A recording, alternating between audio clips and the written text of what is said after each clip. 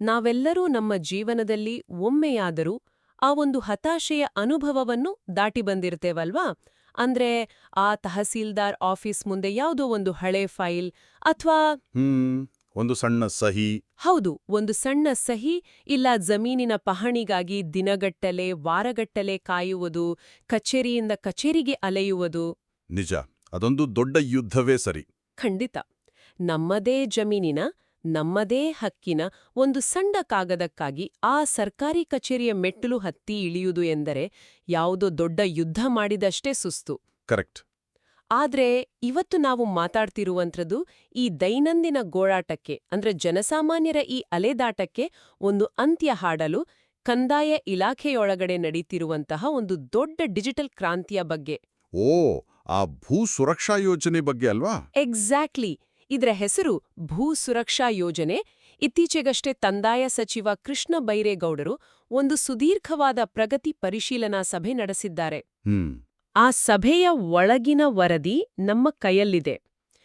ಸರಿ, ಈ ವಿಷಯವನ್ನ ಬಿಡಿಸಿ ನೋಡೋಣ. ಅಂದ್ರೆ ತಂತ್ರಜ್ಞಾನ ನಮ್ಮೆಲ್ಲರ ಜೇಬಿನಲ್ಲಿದ್ರೂ ಸರ್ಕಾರದ ಮಟ್ಟದಲ್ಲಿ ಈ ಡಿಜಿಟಲೀಕರಣ ಯಾಕೆ ಇಷ್ಟು ಕಷ್ಟ ಆಗ್ತಿದೆ ಅನ್ನೋದನ್ನ ನೋಡೋಣ. ಖಂಡಿತ. ನೋಡಿ, ಈ ಚರ್ಚೆಯನ್ನು ಶುರು ಮಾಡುವ ಮುನ್ನ ನಾವು ಒಂದು ವಿಚಾರವನ್ನ ಸ್ಪಷ್ಟವಾಗಿ ಅರ್ಥ ಮಾಡ್ಕೊಳ್ಬೇಕು. ಹೇಳಿ. ಕಂದಾಯ ಇಲಾಖೆಯನ್ನು ಡಿಜಿಟಲ್ ಮಾಡುವುದೇ ಅಂದ್ರೆ ಮಾರ್ಕೆಟ್ನಿಂದ ಒಂದಷ್ಟು ಹೊಸ ಕಂಪ್ಯೂಟರ್ಗಳನ್ನು ತಂದು ಅದಕ್ಕೊಂದು ಸಾಫ್ಟ್ವೇರ್ ಇನ್ಸ್ಟಾಲ್ ಮಾಡಿ ಕೈ ತೊಳೆದುಕೊಳ್ಳುವ ಕೆಲಸವಲ್ಲ ಇದು. ಹೌದು, ಅಷ್ಟು ಸುಲಭವಲ್ಲ. ಇದೊಂದು ಬೃಹತ್ ಆಡಳಿತಾತ್ಮಕ ದಕ್ಷತೆಯ ಪರೀಕ್ಷೆ. ಬ್ರಿಟಿಷರ ಕಾಲದಿಂದಲೂ ಬೇರೂರಿರುವ ಸಾಂಪ್ರದಾಯಿಕ ಕಡತ ಸಂಸ್ಕೃತಿಯನ್ನು ಆ ಕಾಗದ ರಹಿತ ಪಾರದರ್ಶಕ ವ್ಯವಸ್ಥೆಗೆ ಅಂದ್ರೆ ಪೇಪರ್ಲೆಸ್ ಸಿಸ್ಟಮ್ಗೆ ಪೇಪರ್ಲೆಸ್ ವ್ಯವಸ್ಥೆಗೆ ಸ್ಥಳಾಂತರಿಸುವ ಬಹುದೊಡ್ಡ ಹೆಜ್ಜೆ ಇದು. ಇಲ್ಲಿ ತಂತ್ರಜ್ಞಾನ ಕೇವಲ ಒಂದು ಸಾಧನವಷ್ಟೇ. ಆ ಸಾಧನವನ್ನು ನಮ್ಮ ಅಧಿಕಾರಿಗಳು ಹೇಗೆ ಬಳಸಿಕೊಳ್ಳುತ್ತಿದ್ದಾರೆ ಎಂಬುದೇ ಇಲ್ಲಿನ ಅಸಲಿ ಕಥೆ. ನಿಜ. ಸಚಿವರ ಈ ವರದಿ ಯಾಕೆ ಇಷ್ಟು ಮುಖ್ಯವಾಗುತ್ತದೆ ಎಂದರೆ ಇದು ಕೇವಲ ಅಂಕಿಅಂಶಗಳನ್ನು ಮಾತ್ರ ಹೇಳುತ್ತಿಲ್ಲ. ಇದು ನಮ್ಮ ವ್ಯವಸ್ಥೆಯಲ್ಲಿರುವ ಅಸಮಾನತೆಯನ್ನು ಕನ್ನಡಿ ಹಿಡಿದು ತೋರಿಸುತ್ತಿದೆ. ಖಂಡಿತ.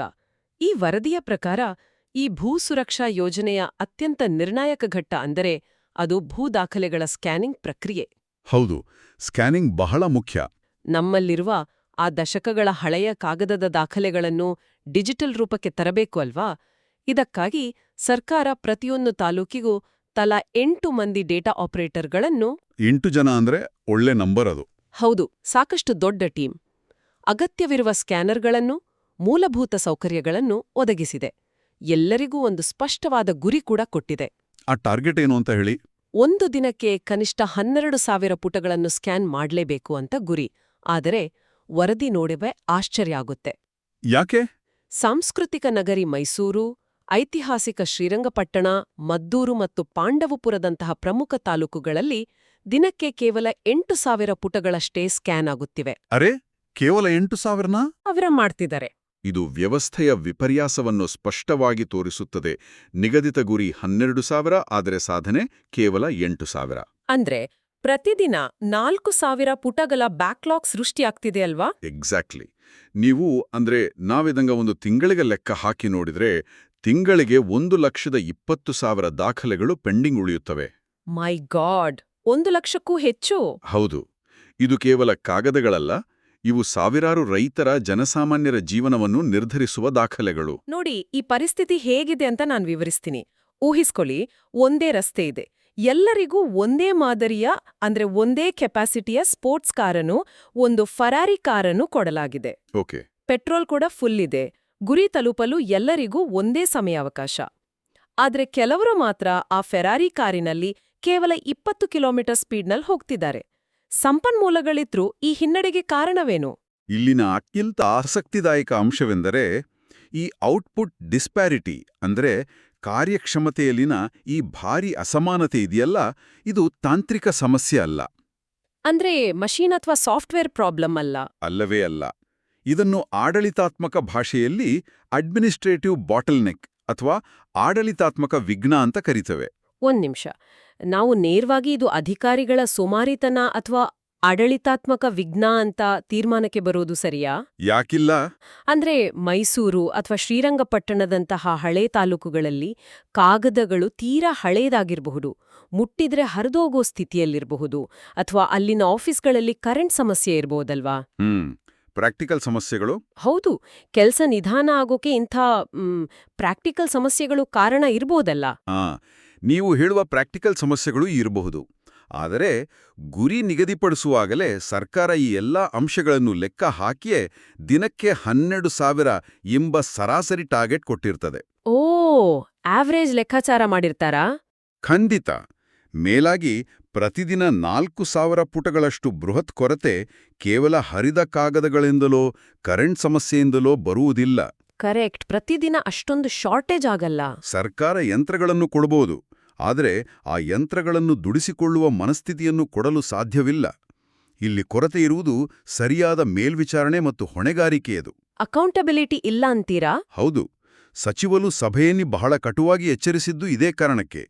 ಸಾರ್ವಜನಿಕರ ಕೆಲಸಗಳಲ್ಲಿ ವಿಳಂಬ ಧೋರಣೆ ತೋರುವವರನ್ನು ಸಹಿಸುವ ಪ್ರಶ್ನೆಯೇ ಇಲ್ಲ ಅಂತ ಅವರು ಹೇಳಿದ್ದು ಈ ಮಂದಗತಿಯ ಆಡಳಿತ ಶೈಲಿಯನ್ನು ಮುರಿಯುವುದಕ್ಕಾಗಿಯೇ. ಅಂದ್ರೆ ದೋಷ ಇರುವುದು ಸಾಫ್ಟ್ವೇರ್ನಲ್ಲಿ ಅಲ್ಲ, ಬದಲಾಗಿ ಆ ಕುರ್ಚಿಯಲ್ಲಿ ಕೂತಿರುವವರ ಇಚ್ಛಾಶಕ್ತಿಯಲ್ಲಿ ಅಂತ ನೀವು ಹೇಳ್ತಿದ್ದೀರಾ? ಹೌದು, 100ಕ್ಕೆ 100. ಸರಿ, ಹಾಗಾದ್ರೆ ಇಲ್ಲಿಯೇ ಈ ವಿಷಯ ನಿಜಕ್ಕೂ ಕುತೂಹಲಕಾರಿಯಾಗುವುದು ನೋಡಿ. ಏನು? ಒಂದೆಡೆ ಸಂಪನ್ಮೂಲಗಳಿದ್ರೂ ಗುರಿ ತಲುಪದ ಅಧಿಕಾರಿಗಳಿದ್ದರೆ, ಮತ್ತೊಂದೆಡೆ ಅದೇ ಸಂಪನ್ಮೂಲಗಳನ್ನು ಇಟ್ಕೊಂಡು ಅಸಾಧ್ಯವಾದಿದ್ದನ್ನು ಸಾಧಿಸಿದವರೂ ಇದ್ದಾರೆ. ಅರೇ ವಾ, ಅದ್ಯಾರು? ಒಂದು ಕಡೆ 12,000 ಗುರಿ ಮುಟ್ಟೋಕೆ ಆಗ್ತಾ ಇಲ್ಲ, ಆದ್ರೆ ಇನ್ನೊಂದು ಕಡೆ ಉತ್ತರ ಕನ್ನಡ ಜಿಲ್ಲೆಯ ಹೊನ್ನಾವರ ತಾಲೂಕು ದಿನಕ್ಕೆ ಬರೋಬ್ಬರಿ 40,000 ಪುಟಗಳನ್ನು ಸ್ಕ್ಯಾನ್ ಮಾಡಿ ಇಡೀ ರಾಜ್ಯಕ್ಕೆ ಮಾದರಿಯಾಗಿದೆ. 40,000ನ ಒಂದು ದಿನಕ್ಕೆ? ಹೌದು. ಹಾಗೆಯೇ ದಕ್ಷಿಣ ಕನ್ನಡದ ಬೆಳತಂಗಡಿ, ಪುತ್ತೂರು, ಮೂಡಬಿದ್ರೆ ಸೇರಿದಂತೆ ಸುಮಾರು 60 ತಾಲೂಕುಗಳು ದಿನಕ್ಕೆ 20,000 ಪುಟಗಳ ಗುರಿ ಮುಟ್ಟುತ್ತಿವೆ. ಇದು ನಿಜಕ್ಕೂ ಅದ್ಭುತ ಸಾಧನೆ. ನನಗಂತೂ ನಿಜಕ್ಕೂ ಆಶ್ಚರ್ಯ ಆಗುತ್ತೆ. ದಿನಕ್ಕೆ ಕೇವಲ 12,000 ಗುರಿ ಇದ್ದಲ್ಲಿ ಹೊನ್ನಾವರದಲ್ಲಿ 40,000 ಪುಟಗಳು ಹೇಗೆ ಸಾಧ್ಯವಾಯಿತು? ಇದು ಕೇವಲ ತಂತ್ರಜ್ಞಾನದ ಮ್ಯಾಜಿಕ್ ಅಲ್ಲವಲ್ಲವೇ? ಅವರಿಗೇನಾದ್ರೂ ಬೇರೆ ಸಾಫ್ಟ್ವೇರ್ ಕೊಟ್ಟಿದ್ದಾರಾ? ಖಂಡಿತ ಇಲ್ಲ. ತಂತ್ರಜ್ಞಾನ ಎಷ್ಟೇ ಮುಂದುವರೆದಿದ್ರು ಅದನ್ನು ಬಳಸಿಕೊಳ್ಳುವ ಆ ಸ್ಥಳೀಯ ನಾಯಕತ್ವ ಮತ್ತು ನಿರ್ವಹಣಾ ದಕ್ಷತೆ, ಅಂದರೆ ಲೋಕಲ್ ಲೀಡರ್ಶಿಪ್ ಮತ್ತು ಮ್ಯಾನೇಜ್ಮೆಂಟ್ ಎಫಿಷಿಯನ್ಸಿ ಅತ್ಯಂತ ಮುಖ್ಯ ಎಂಬುದನ್ನು ಇದು ತೋರಿಸ್ತದೆ. ಅಂದ್ರೆ ಆಫೀಸರ್ಗಳ ಪವರ್. ಹೌದು. ಒಂದೇ ಸಾಫ್ಟ್ವೇರ್ ಇರುವಾಗ ಈ ಭಾರೀ ವ್ಯತ್ಯಾಸಕ್ಕೆ ಅಧಿಕಾರಿಗಳ ಇಚ್ಛಾಶಕ್ತಿಯೇ ಕಾರಣ. ಹೊನ್ನಾವರದ ತಹಸೀಲ್ದಾರ್ ಮತ್ತು ಅವರ ತಂಡ ಏನ್ ಮಾಡಿರ್ಬೋದು ಯೋಚಿಸಿ. ಅವರು ಸರಿಯಾಗಿ ಪ್ಲಾನ್ ಮಾಡಿರ್ಬೋದು. ಕರೆಕ್ಟ್. ಅವರು ಕೇವಲ ಯಂತ್ರಗಳ ಮೇಲೆ ಅವಲಂಬಿತರಾಗಿಲ್ಲ. ಕೆಲಸದ ಶಿಫ್ಟ್ಗಳನ್ನು ಪರಿಣಾಮಕಾರಿಯಾಗಿ ವಿಂಗಡಿಸಿರ್ಬೋದು. ಆಪರೇಟರ್ಗಳಿಗೆ ಪ್ರತಿ ಗಂಟೆಯ ಸ್ಪಷ್ಟ ಗುರಿ ನೀಡಿ. ಸ್ವತಃ ಅಧಿಕಾರಿಗಳೇ ನಿಂತು ಕೆಲಸ ಮಾಡಿಸಿರ್ಬೋದು. ಎಕ್ಸಾಕ್ಟ್ಲಿ. ಸಿಬ್ಬಂದಿಗೆ ಬೇಕಾದ ಸೌಲಭ್ಯ ಕೊಟ್ಟು ಅವರ ಬೆನ್ನು ತಟ್ಟಿ ಕೆಲಸ ತೆಗೆಯುವ ಕಲೆಯದು. ಒಂದೇ ಸಾಫ್ಟ್ವೇರ್ ಇದ್ರೂ ಈ ಭಾರೀ ವ್ಯತ್ಯಾಸಕ್ಕೆ ಅಧಿಕಾರಿಗಳ ಮನಸ್ಥಿತಿಯೇ ಕಾರಣ ಎಂಬುದನ್ನು ದಾಖಲೆಗಳ ಆಧಾರದ ಮೇಲೆ ನಾವು ನೋಡ್ಬೋದು. ನಿಜ. ಗ್ರಾಮೀಣ ಮತ್ತು ಅರೆನಗರ ಪ್ರದೇಶಗಳಲ್ಲಿ ಇಷ್ಟೊಂದು ಅದ್ಭುತ ಸಾಧನೆಯಾಗುತ್ತಿರುವಾಗ ನಮ್ಮ ರಾಜ್ಯದ ರಾಜಧಾನಿ, ತಂತ್ರಜ್ಞಾನದ ತವರೂರು ಬೆಂಗಳೂರಿನಲ್ಲಿ ಪರಿಸ್ಥಿತಿ ಹೇಗಿದೆಯಂತೆ ನೋಡೋಣ. ಬೆಂಗಳೂರಿನ ಕತೆ ಸ್ವಲ್ಪ ವಿಭಿನ್ನವಾಗಿರಬಹುದು.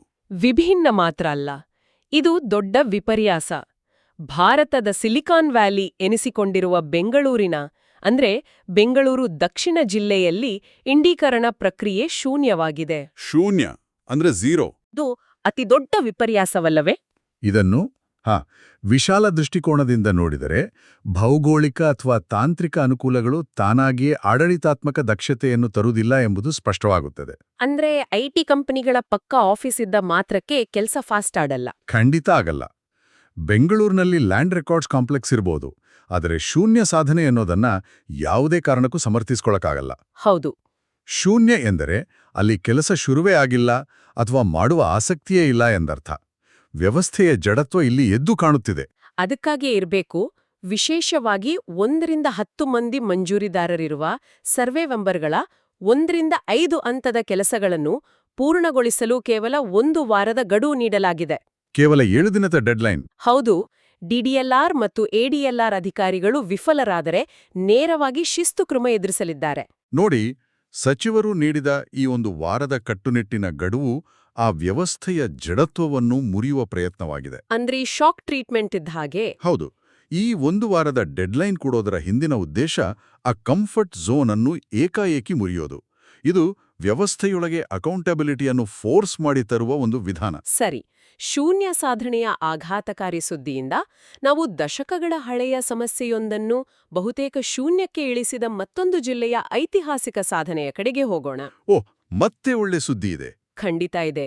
ಪೌತಿ ಖಾತೆ ಆಂದೋಲನದಲ್ಲಿ ದಕ್ಷಿಣ ಕನ್ನಡ ಜಿಲ್ಲೆ ಐತಿಹಾಸಿಕ ಸಾಧನೆ ಮಾಡಿದೆ. ಪೌತಿ ಖಾತೆ ಅಂದ್ರೆ ಮ್ಯೂಟೇಷನ್ ಪ್ರಕ್ರಿಯೆ. ಹೌದು. ಉಳ್ಳಾಲದ 18 ಮತ್ತು ಮಂಗಳೂರಿನ 357 ಪ್ರಕರಣಗಳನ್ನು ಹೊರತುಪಡಿಸಿ ಇಡೀ ದಕ್ಷಿಣ ಕನ್ನಡ ಜಿಲ್ಲೆ ಈಗ ಪೌತಿ ಮುಕ್ತವಾಗಿದೆ. ವಾವ್, ಇಡೀ ಜಿಲ್ಲೆ ಪೌತಿ ಮುಕ್ತ? ಹೌದು. ಇದರ ಜೊತೆಗೆ ತಹಸೀಲ್ದಾರ್ ನ್ಯಾಯಾಲಯಗಳಿನ 90 ದಿನ ಮೀರಿದ ಪ್ರಕರಣಗಳ ತ್ವರಿತ ವಿಲೇವಾರಿಗೆ ಸೂಚಿಸಲಾಗಿದೆ.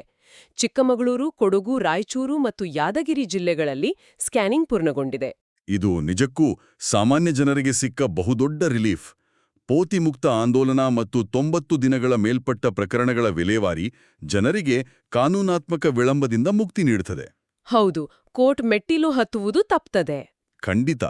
ದಾಖಲೆಗಳಲ್ಲಿರುವ ಈ ಸಕಾರಾತ್ಮಕ ಅಂಶಗಳನ್ನು ನೋಡಿದ್ರೆ ವ್ಯವಸ್ಥೆ ಸುಧಾರಣೆಯ ಹಾದಿಯಲ್ಲಿದೆ ಎಂಬ ಭರವಸೆ ಮೂಡ್ತದೆ. ನಿಜ. ಅಲ್ಲದೆ ಇದಕ್ಕೊಂದು ಪಾಲಿಸಿ ಸೊಲ್ಯೂಷನ್ ಆಗಿ 750 ಹೊಸ ಸರ್ವೇಯರ್ಗಳ ನೇಮಕಕ್ಕೆ ಸರ್ಕಾರ ಮುಂದಾಗಿದೆ. ಇದು ಬಹಳ ಮುಖ್ಯವಾದ ನಿರ್ಧಾರ ಅಲ್ವಾ? ನನ್ಗಿದು ಹೇಗನಿಸ್ತಿದೆ ಅಂದ್ರೆ, ಹೊಸ್ದಾಗಿ 750 ಸರ್ವೇಯರ್ಗಳನ್ನ ನೇಮಿಸೋದು ಒಂದು ಟ್ರಾಫಿಕ್ ಜಾಮ್ ಆಗಿರುವ ಹೆದ್ದಾರಿಗೆ ಹೆಚ್ಚುವರಿ ಲೇನ್ಗಳನ್ನು ಸೇರಿಸಿದ ಹಾಗೆ. ಹೌದು, ಸರಿಯಾದ ಹೋಲಿಕೆ. ಇದರಿಂದ ಡಿಜಿಟಲೀಕರಣದ ವೇಗ ಖಂಡಿತ ಹೆಚ್ಚುತ್ತದೆ. ಎಕ್ಸಾಕ್ಟ್ಲಿ. ಡಿಜಿಟಲೀಕರಣ ಇಷ್ಟೇ ಮುಂದುವರೆದರೂ ಫಿಸಿಕಲ್ ಆಗಿ ಅಳತೆ ಮಾಡಲು ಸರ್ವೇಯರ್ ಬೇಕೇ ಬೇಕು. ಆ ಕೊರತೆಯನ್ನು ಈ ಹೊಸ ನೇಮಕಾತಿ ತುಂಬುತ್ತದೆ. ಹಾಗಾದ್ರೆ ಇವೆಲ್ಲದರ ಅರ್ಥವೇನು? ಒಂದೆಡೆ ವಾರ್ನಿಂಗ್, ಮತ್ತೊಂದೆಡೆ ಐತಿಹಾಸಿಕ ಸಾಧನೆಗಳು. ಇಡೀ ಚರ್ಚೆಯನ್ನು ಒಗ್ಗೂಡಿಸಿ ನೋಡಿದ್ರೆ ವ್ಯವಸ್ಥೆ ಖಂಡಿತವಾಗಿಯೂ ಒಂದು ಸರಿಯಾದ ಟ್ರ್ಯಾಕ್ಗೆ ಮರಳುತ್ತಿದೆ ಅನ್ನೋದು ಸ್ಪಷ್ಟ. ನಿಜ. ಆದರೆ ವರದಿಯ ಕೊನೆಯಲ್ಲಿ ಎತ್ತಲಾದ, ನನ್ನ ತಲೆಯಲ್ಲಿ ಕೊರೆಯುತ್ತಿರುವ ಒಂದು ಆಳವಾದ ಪ್ರಶ್ನೆ ಇದೆ. ಹೇಳಿ, ಯಾವ ಪ್ರಶ್ನೆ ಅದು? ನೋಡಿ, ಕೃತಕ ಬುದ್ಧಿಮತ್ತೆ ಅಂದ್ರೆ ಎಐ ಮತ್ತು ಆಟೋಮೇಷನ್ ಜಗತ್ತನ್ನು ಆಳುತ್ತಿರುವ ಈ ಕಾಲದಲ್ಲಿ ಭವಿಷ್ಯದ ಆಡಳಿತ ವ್ಯವಸ್ಥೆಯಲ್ಲಿನ ಅತಿದೊಡ್ಡ ಅಡಚಣೆಯು ಆ ಅಲ್ಗೋರಿದಮ್ಗಳಲ್ಲಿರೋದಿಲ್ಲ ಅನ್ಸ್ತಿದ. ಮತ್ತೆ ಯಾವುದರಲ್ಲಿರುತ್ತೆ? ಆ ತಂತ್ರಜ್ಞಾನವನ್ನು ಕಾರ್ಯಗತಗೊಳಿಸುವ ಮಾನವ ಅಧಿಕಾರಿಗಳ ಇಚ್ಛಾಶಕ್ತಿಯೇ ಬಹುದೊಡ್ಡ ಅಡಚಣೆಯಾಗುತ್ತದೆಯಾ? ಇದು ನಿಜಕ್ಕೂ ಆಳವಾದ ಯೋಚನೆ. ಹೌದು. ಎಷ್ಟೇ ಅತ್ಯಾಧುನಿಕ ಸಾಫ್ಟ್ವೇರ್ ತಂದ್ರೂ ಕೊನೆಯಲ್ಲಿ ಆ ಕಂಪ್ಯೂಟರ್ ಮುಂದೆ ಕೂತು ಅಪ್ರೂವ್ ಬಟನ್ ಒತ್ತುವ ಮನಸ್ಥಿತಿಯೇ ಪ್ರಗತಿಯ ಅಸಲಿ ನಿರ್ಣಾಯಕವೇ? ಖಂಡಿತ. ಆ ಮನಸ್ಥಿತಿ ಬದಲಾಗದ ಹೊರತು ಡಿಜಿಟಲ್ ಕ್ರಾಂತಿ ಪೂರ್ಣಗೊಳ್ಳೋದಿಲ್ಲ. ಎಕ್ಸಾಕ್ಟ್ಲಿ. ಆ ಅಪ್ರೂವ್ ಬಟನ್ ಒತ್ತುಮವರ ಸೇವಾ ಮನೋಭಾವ ಯಾವಾಗ ಬದಲಾಗುತ್ತದೆಯೋ ಅಂದು ನಿಜವಾದ ಬದಲಾವಣೆ ಸಾಧ್ಯ. ಈ ಒಂದು ಬೌದ್ಧಿಕವಾಗಿ ಕಾಡುವ ಪ್ರಶ್ನೆಯನ್ನು ಕೇಳುಗರ ಚಿಂತನೆಗೆ ಬಿಡೋಣ.